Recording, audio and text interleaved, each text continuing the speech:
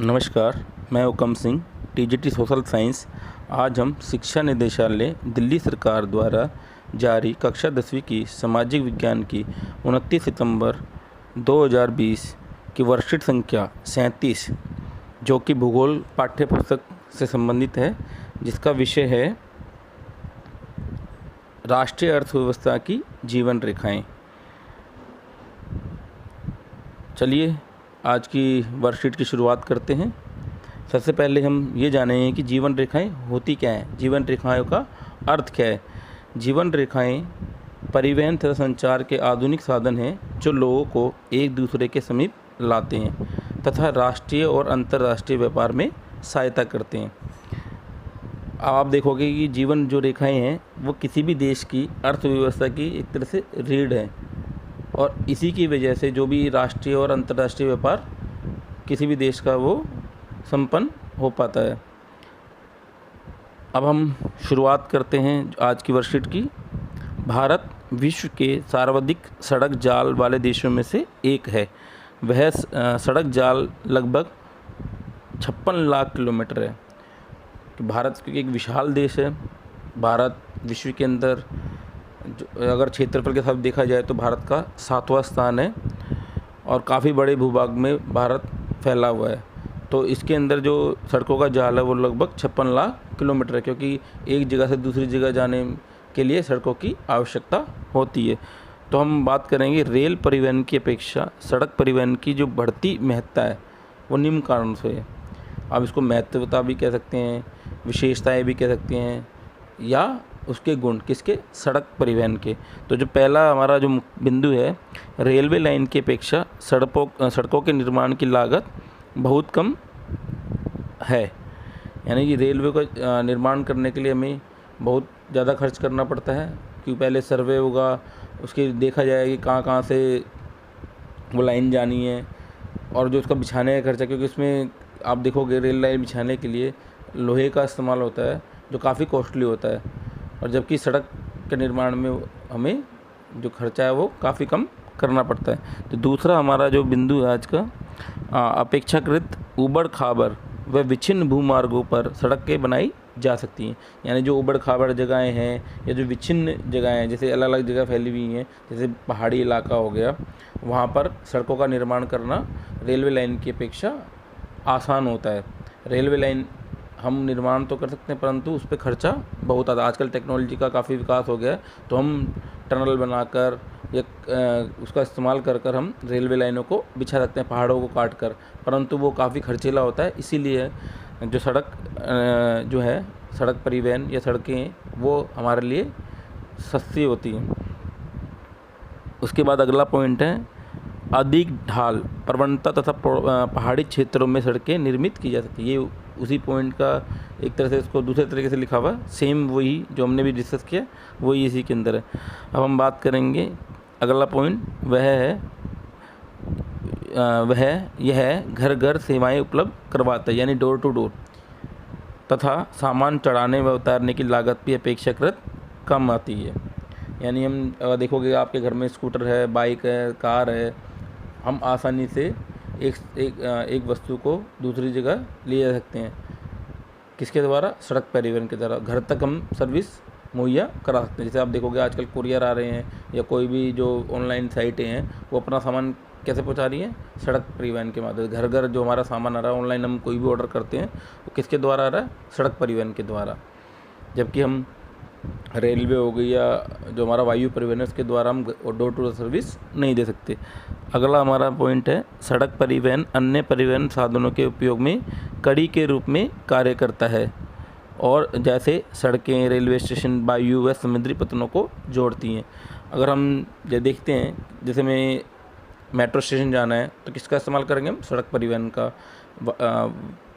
जो एयरपोर्ट्स हैं या जो हमारे समुद्री पतन है, पोर्ट्स हैं, या हमारी रेलवे स्टेशन है, हमें वो कौन उसको जोड़ेगा? वहाँ हम कैसे पहुँचेंगे? किसके द्वारा? सड़क परिवहन के द्वारा। मान लो हमें रेलवे स्टेशन पहुँचना है तो हम किसका इस्तेमाल करें? अपने घर के अंदर जो हमारी जो व्हीकल हैं, गाड़ी हो गई, कार हो गई, या हमारी जो मोटरसाइकिल है, बसें हैं, जो हमारे जो सार्वजनिक साधन हैं उसके द्वारा हम रेलवे स्टेशन जा सकते हैं। अब इससे आप आगे देखोगे एक मानचित्र दिया हुआ है राष्ट्रीय राजमार्गों का, क्योंकि इस वर्कशीट के अंदर ये क्लियर नहीं है। हमारी जो NCERT की पुस्तक है उसके अंदर साफ दिया हुआ है। तो इसमें आप देखोगे जो हमारे राष्ट्रीय राजमार्ग हैं, अब ये राष्ट्रीय राजमार्ग क्या होते हैं, जो हमारे देश के जो मुख्य महानगर, मुख्य शहर जो हैं, नगर हैं, उनको ये आपस में जोड़ते हैं, तो वो क्या कहलाते हैं, राष्ट्रीय राजमार्ग। जो तो आज की नेक्स्ट जो वर्कशीट आएगी उसके अंदर हम इसके बारे में विस्तार से पढ़ेंगे। तो आज का जो हमारा जो पहला प्रश्न है, सड़क परिवहन की किसी 3 विशेषता को बताइए। जो हमने महत्व पढ़े थे ऊपर, उसी के कोई भी 3 बिंदु हम इस प्रश्न के उत्तर में लिख सकते हैं। तो जो हमारा जो पहला प्रश्न है, सड़क परिवहन की किन्हीं 3 विशेषताओं को बताइए।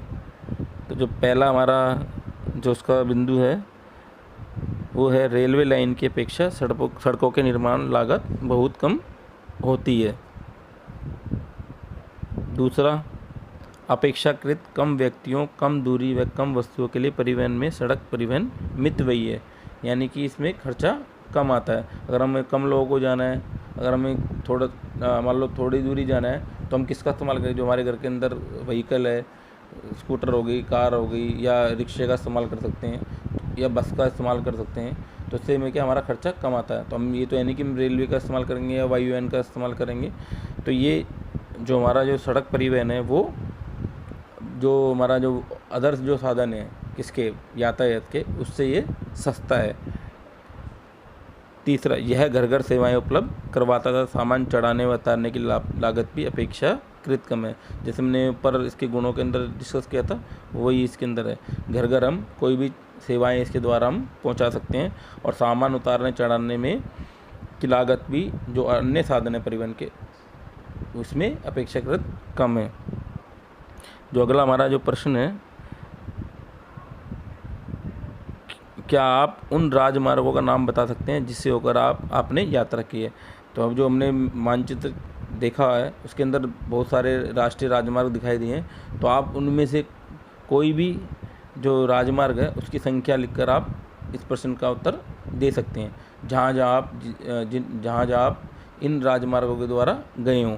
तो जैसे मैंने इसमें 2 राजमार्गों का दिया हुआ है, आप इसमें अपने अनुसार ज़्यादा भी लिख सकते हैं। तो जैसे लिखा मैंने, इसका उत्तर है मैंने NH1 जो दिल्ली से अमृतसर को जोड़ता है, तो दूसरा NH24 यानी जो दिल्ली से लखनऊ तक जाता है, से होकर मैंने यात्रा की है। तो आप NH7 लिख सकते हो, या और बाकी जो अन्य राष्ट्रीय राजमार्ग हैं आप उनकी संख्या को लिख सकते हैं इस प्रश्न के उत्तर में। जो हमारा तीसरा जो प्रश्न है, किन 4 महानगरों को स्वर्णिम चतुर्भुज योजना के द्वारा जोड़ा गया है। स्वर्णिम चतुर्भुज योजना जैसा जानते हो कि सुपर लेन हाईवे है, और ये 6 लेन वाला हाईवे होता है, जो हमारे जो 4 प्रमुख शहर हैं, यानी जो मेट्रोपॉलिटन शहर हैं, जैसे दिल्ली, मुंबई, चेन्नई, कलकत्ता, इनको ये आपस में जोड़ता है। इसे हम स्वर्णिम चतुर्भुज कहते हैं। तो इसमें हम दिल्ली, मुंबई, चेन्नई और कोलकाता, इसका आंसर हम लिखेंगे।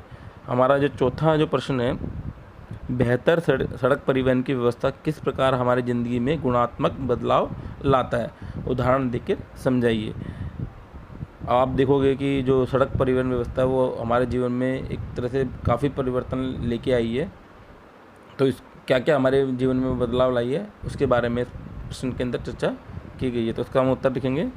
तो पहला इसका जो उत्तर है, बेहतर सड़क परिवहन से कृषि का विकास होता है, जो हमारे देश का आधार है। अब आप देखोगे कि भारत जो हमारा देश है, कृषि प्रधान देश रहा है। तो जो सड़क परिवहनों का जो निर्माण हुआ, उसने जो हमारे कृषि के लिए क्या है, काफ़ी अच्छी सुविधाएं उपलब्ध कराई। आप देखोगे कि जो कृषि के जो उत्पाद हैं वो एक जगह से दूसरी जगह कैसे जाएंगे, किसके द्वारा, सड़क परिवहन के माध्यम से।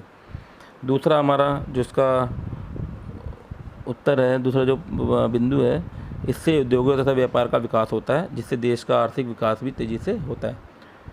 तीसरा जो बिंदु है इसका, इससे हम आसानी देश के किसी भाग में से जुड़ सकते हैं। और चौथा कि इससे शिक्षा तथा स्वास्थ्य सुविधाओं तक पहुंच आसान होती है। तो आज की वर्कशीट में इतना ही। आशा करता हूं कि आपको पसंद आया होगा। धन्यवाद।